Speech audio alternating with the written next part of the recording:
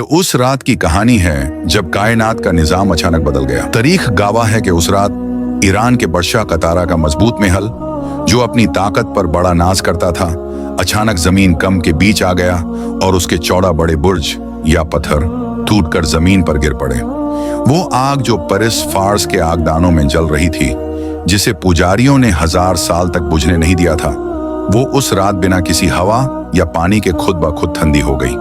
दरियाओं का पानी सूख गया, मूर्तियों के हाल में रखे हुए बट अपने मुंह के बल गिर पड़े।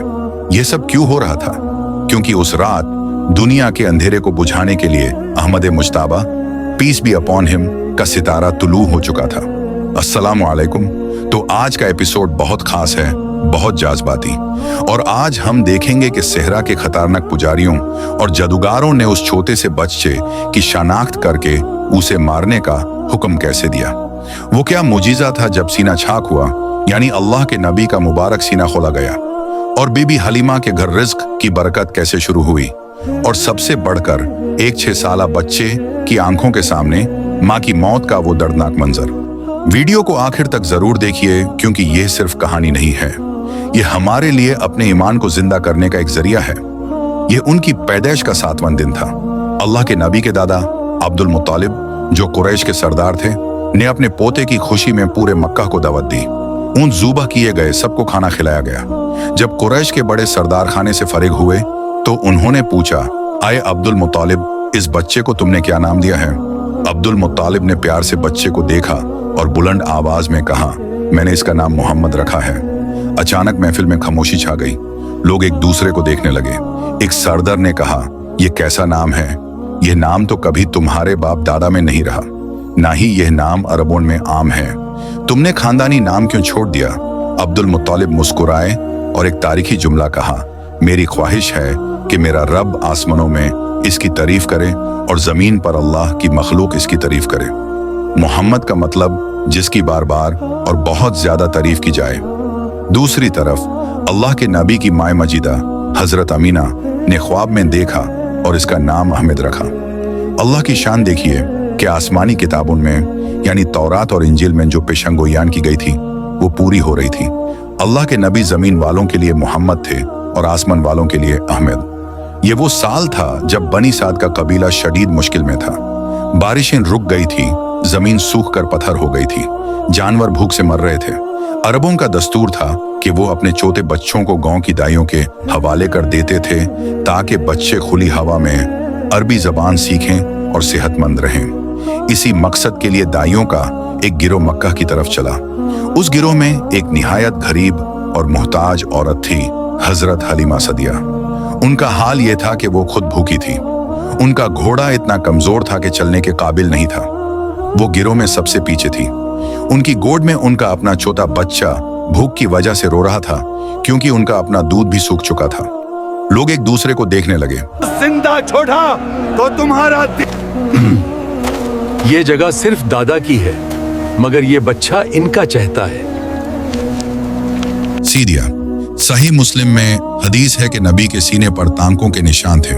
इस वाकये के बाद हलीमा को यह डर हुआ कि कहीं वो इस खजाने को खो ना दें, तो उन्होंने नबी को उनकी माँ के पास मक्का ले जाने का फैसला किया। नबी मक्का में अपनी माँ के पास आ गए। जब नबी की उम्र 6 साल हुई तो उनकी माँ ने नबी को उनकी नलाल की कब्र पर मदीना ले जाने का फैसला किया। यह सफर कामयाब रहा। नबी 1 महीने तक मदीना में रहे, मगर वापसी पर तकदीर ने उनके लिए एक बड़ा इम्तिहान लिख दिया था। मक्का और मदीना के बीच एक जगह है जिसे अब्वा कहते हैं। जब नबी वहां पहुंचे तो वो अचानक बहुत बीमार पड़ गई। सेहरा की खामोशी और एक 6 साला बच्चा अपनी माँ की दहलीज पर खड़ा है। उसने बाप का चेहरा नहीं देखा। अब उसके सर से माँ का साया भी उठने वाला था। हजरत अमीना ने आखिरी बार अपने बेटे को प्यार से देखा और अपनी जिंदगी उन्हें थमा दी। वहीं सेहरा के बीच उनकी माँ को दफन कर दिया गया।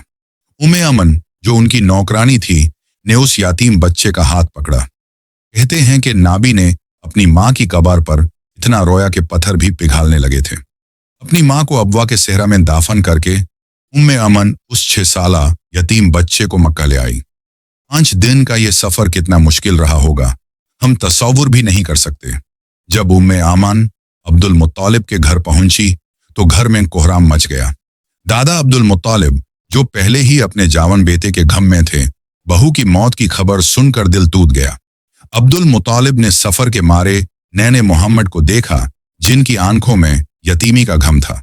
दादा आगे बढ़े और अपने पोते को गले से लगा लिया और रोने लगे। तारीख की किताबें कहती हैं कि अब्दुल मुत्तालिब सबसे ज्यादा अपने बेटे और पोते से प्यार करते थे, क्योंकि उन्हें उनमें अपने मरहूम बेटे अब्दुल्ला की खुशबू आती थी। उस दिन के बाद अब्दुल मुत्तालिब ने फैसला किया कि वो उस बच्चे को कभी अकेला नहीं छोड़ेंगे। वो माँ और बाप दोनों बनेंगे। अब्दुल मुत्तालिब मक्का के सरदार थे। उनकी खूबसूरती और शान ऐसी थी कि जब वो काबा के साये में बैठते थे तो उनके लिए एक खास कलीन बिछाया जाता था।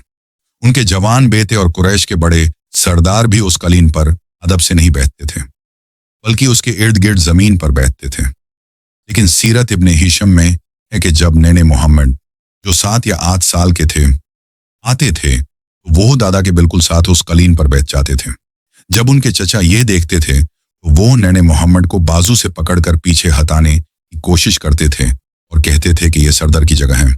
जब अब्दुल मुत्तालिब ये देखते थे तो फौरन अपने बेटे को कहते थे, दाऊबनी, मेरे बेटे को छोड़ दो।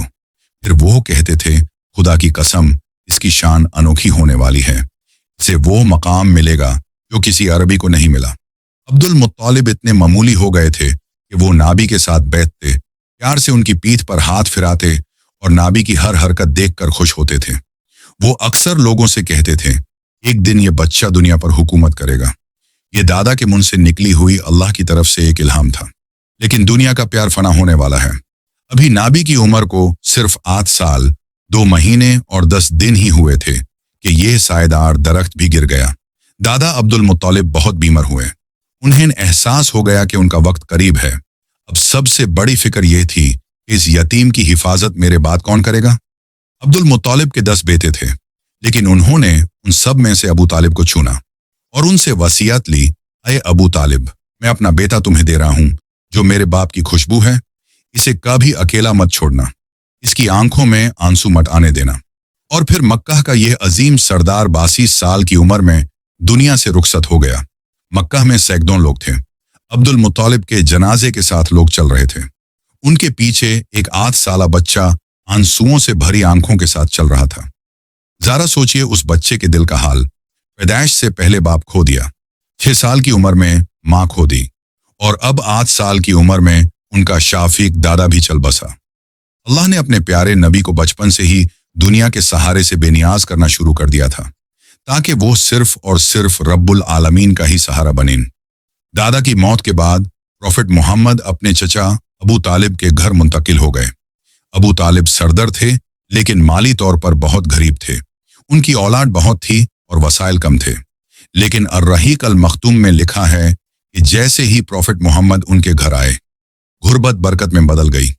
अबू तालिब ने गवाही दी कि जब घर के बच्चे अकेले खाना खाते थे तो उनका पेट नहीं भरता था, लेकिन जब प्रॉफिट मोहम्मद बैठकर खाना खाते थे तो थोड़ा सा खाना सबके लिए काफी हो जाता था। बकरियों का दूध भर गया, घर में सुकून आ गया। अबू तालिब प्रॉफिट मोहम्मद से इतना प्यार करते थे कि वो रात को बच्चों की जगह बदल देते थे, ताकि रात के अंधेरे में कोई दुश्मन उनके भतीजे को नुकसान न पहुंचा दे। अबू तालिब प्रॉफिट मोहम्मद को अपनी औलाद से ज्यादा प्यार करते थे।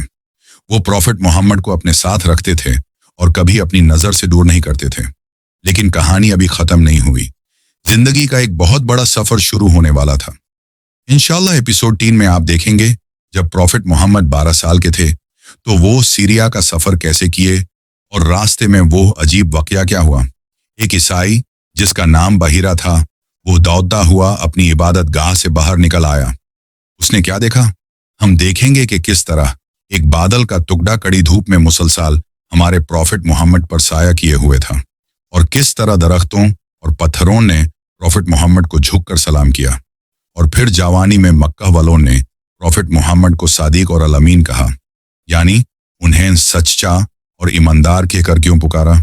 इंशाल्लाह ये सब बातें और बहुत कुछ हम अगले एपिसोड में देखेंगे।